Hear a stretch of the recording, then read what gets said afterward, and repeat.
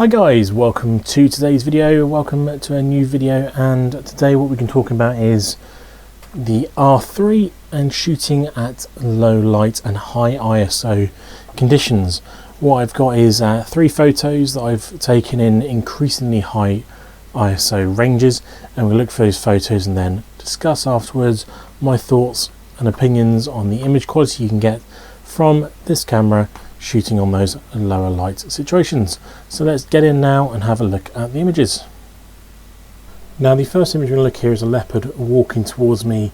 This is at 4000 ISO, so in the sort of like the 70 Mark II era, we would shoot, my dad would shoot between 32 and 4000 as a maximum ISO, so this is what that sort of image would have looked like. This is again on the R3, so iFocus picked up perfectly.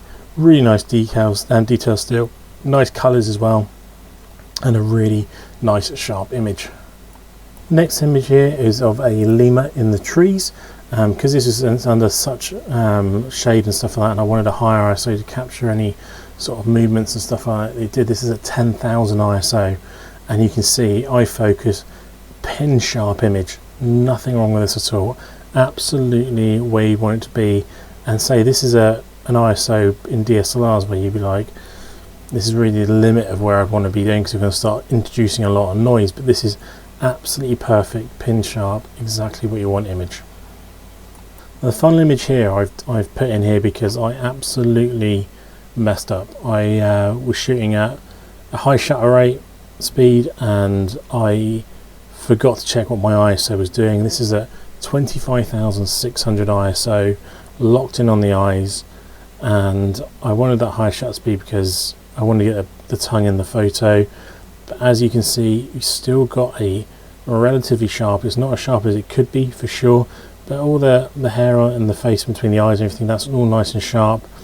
The background's a little bit funky, it's not really what I would 100% want, but that was my mistake for shooting in the wrong settings and not checking my settings in the moment and adjusting to the conditions. I just picked the camera up, saw his face looking at me like this, and I just wanted to get the photo. So it's not the best image, but I've got away with it just because of how good the camera can develop an image at such high ISO. So those are the 3 images there, ranging from that 4000 ISO all the way up to 25,600 ISO, right on that top end there. Obviously you can go way further than that, but that's a realistic range that you might find yourself in when in very, very dark situations. The reason I ended up at that 25,600 situation was because even though that was in daytime, it was in a lot of shadow, and I wanted that slightly higher ISO because it kept licking and stuff like that. So I wanted to get the tongue sort of frozen, a little bit of a frozen image, which forced me to shoot at that higher ISO. So, and that was with an f4 lens. That was with the 500mm. So you know, it's a lens that will let in a lot of light, but you still will find situations, especially in England coming towards sort of autumn winter time, you will get those sort of dusk and twilight and sort of all that sort of different conditions where you will need to shoot at that higher ISO. And as you can see, this camera here, it's absolutely perfect for that sort of situation. That's part of the reason why you would go for a camera like this over the R5. With its lower megapixels, you do get a better lower light quality of image. If you have those 45 megapixels and there's all those little extra bits of data points in there, that's more processing power, that's more noise that can be created into the image, which is why even if you look at the R6 Mark II over the R5 and even the R5 Mark II now, the R6 Mark II has a higher ISO range than the R5, just because it's that lower megapixel, it can deal with those lower light conditions slightly better. And that's why I believe part of the reason why Canon obviously have gone to 24 megapixels with the R1 is because they wanted to keep that low light capability, even though I think they should have really moved it up a little bit to 30 megapixels, that sort of range, like with the R7, and you would have still had that good compromise between high megapixels, and low light capabilities. But there we are with that one. We're talking about the R3. Yes, it's a lot of money, this camera. The prices are going to come down with the R1 launch. When you sort of see people with the R1 in their hands and they'll be trading these in, that's when you want to be buying these, because these will come down in price.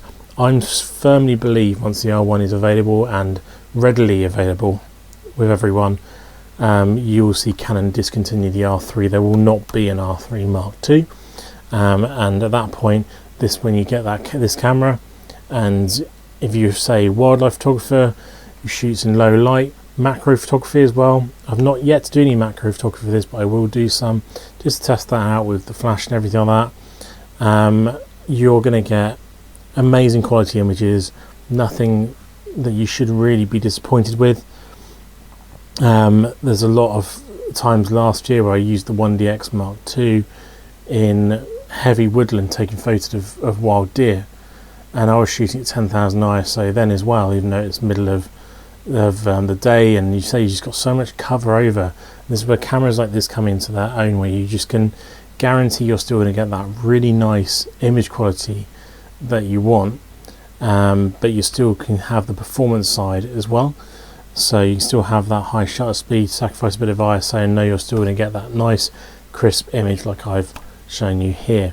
So let me know your thoughts. Do you have an R3? Do you have an R5 even? And you believe the R5 would still do as well in a high ISO situation? Have you got examples? I'd love to see them. Please put them in the comments down below. I love to see your images. There's a few of you who have commented with your images in the comments, and I do look through those because I love to see other people's work.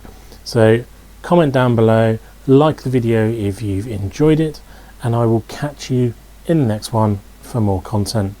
See you soon. Goodbye.